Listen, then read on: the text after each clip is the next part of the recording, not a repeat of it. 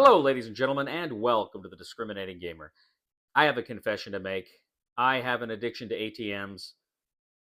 I get withdrawals. Ladies and gentlemen, today we're going to go ahead and take a look at A Touch of Evil, the supernatural game from Flying Frog Productions.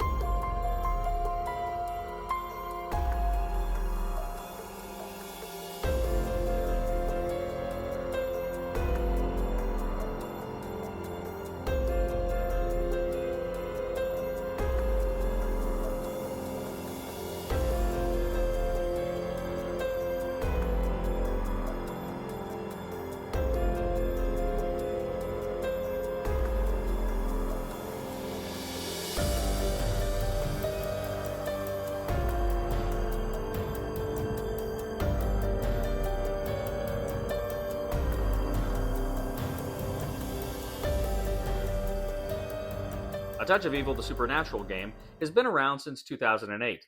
Was I born yet? It's been around for a long, long time, so I'm not going to really get into the rules. This is a revised edition, but even the revised edition has been around for a while. So I'm going to just give you, of course, a bare overview and tell you my thoughts. Now, this game has different game modes. It has a competitive mode and it has a cooperative mode, so you can decide kind of how to play the game. And if you want to play with your friends or play against each other and kind of be the first to take down the monster. So in A Touch of Evil, you are heroes. You are in kind of colonial America, and you are fighting different monsters. There's all sorts of different monsters. You could have a vampire, a headless horseman, what have you. They each have their own kind of unique scenario board for when you're playing them. There's a time track. You have to kind of keep track of how much time you have in order to take them out.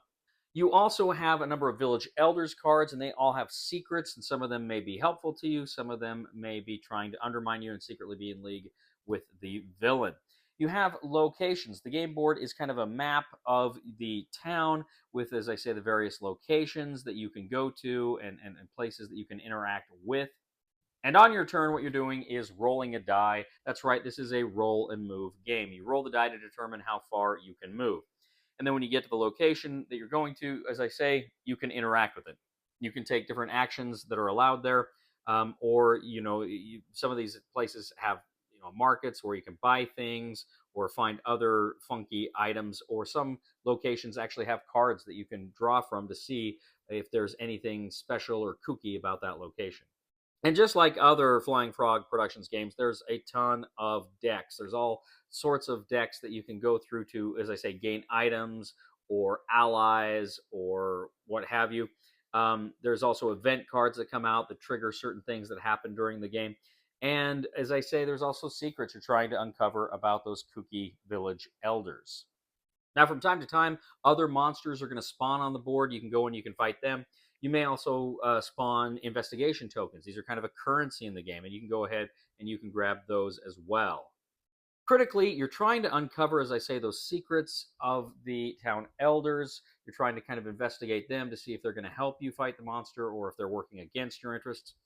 And then, of course, you are also trying to find the location, the lair of the monster. And after several rounds, you can actually find that. There's a card deck. You can essentially pay money. It's less as the game goes on to determine exactly where this final showdown is going to take place on the board.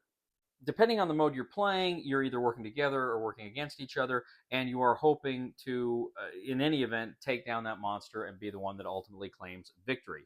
If you are able to find the monster's lair and defeat him with the help of the other players or with the townsfolk that are on your side or any other goodies you have, then you win A Touch of Evil, the supernatural game.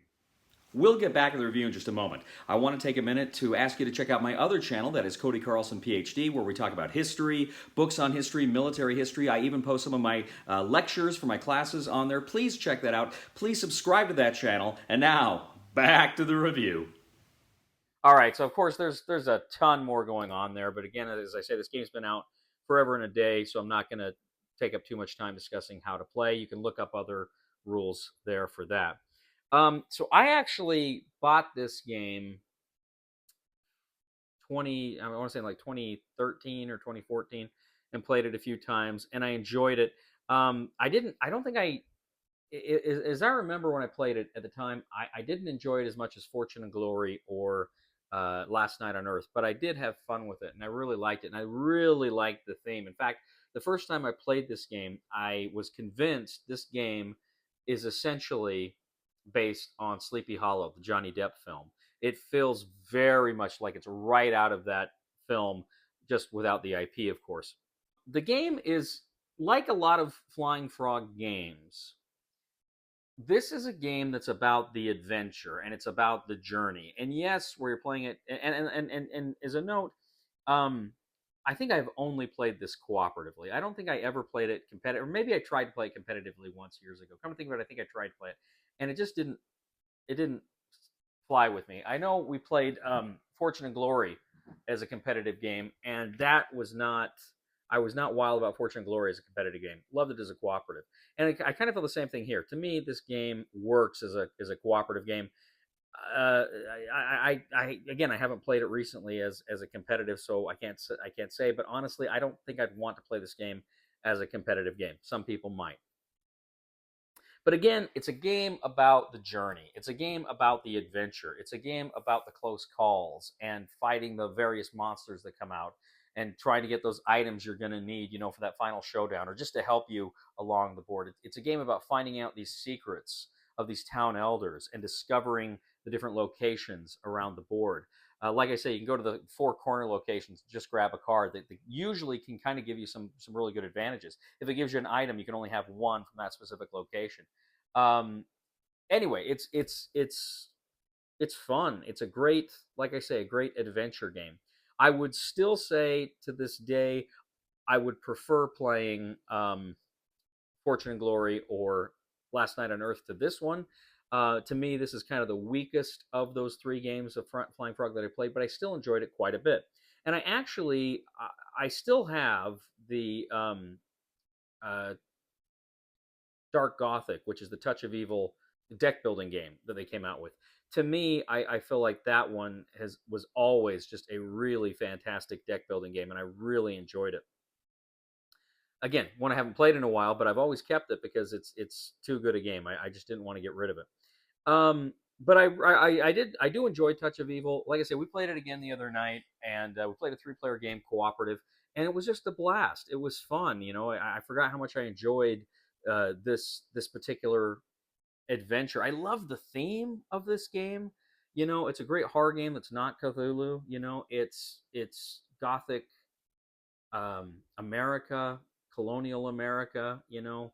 Which is creepy and fun and interesting. The characters here, there's a lot of difference, and basically it's kind of like an Arkham Horror, right? You got the different characters that have the different skill sets, and they're going to roll different dice for different things there. So it's not terribly like original in that sense, but the way they handle it here is pretty fun. And of course, I am a big fan of the aesthetic of Flying Frog Productions. I'm a big fan of the photographs and costumes as opposed to just artwork or what have you. I always love that, and I always think it's so much fun and so well done. I come from a theater background myself, so I really appreciated the way they create the aesthetic of this game and all their games. So I like Touch of Evil quite a bit. It's certainly a fun and interesting game, and I'll probably be reluctant to let this one go again because I did get rid of that original one years ago. I'm going to go ahead. I'm going to give this a 7 on the Cody scale. I think it's a fun game. I think if you like horror games, as I really like horror games, I think you will get a kick out of it. And I think you'll get a kick if you like story-driven games and mystery games and stuff like that. Although the mystery here isn't like huge, but it's there and it's kind of fun to investigate stuff. I still think you'll get a kick out of this game. So again, Cody scale 7 out of 10. It's a fun horror game. Thank you once again for joining us today on The Discriminating Gamer. As always, we ask you to please leave a comment for us on YouTube, on Board Game Geek, on our Facebook page, or on thediscriminatinggamer.com. We ask you to please give us a thumb And subscribe to us here on YouTube. Follow us on Twitter, Facebook. We would really appreciate it. We'd also very much appreciate it if you would give us a thumb on Board Game Geek as well. If you really like what we do here, please check out my other channel. That is Cody Carlson, PhD, where we talk about history, military history, books on history, stuff like that. It would mean the world to me if you would subscribe to that channel as well. And if you do really like the content we bring to you here on The Discriminating Gamer, I would humbly ask you to click on the Super Thanks button and leave a tip. You know, I think I'm making a lot of progress in overcoming my addiction to hiking, but I'm not out of the woods yet. Please somebody help me on my feet again. And I don't know where I'm going, and I don't know where I've been. Please somebody help me on the solid ground. It's a long time, and I'll be dying. Once a year I wind up in the band. God knows that I love to fight. If you like this review, please like us on Facebook and subscribe to our YouTube channel, The Discriminating Gamer. Okay. Woo!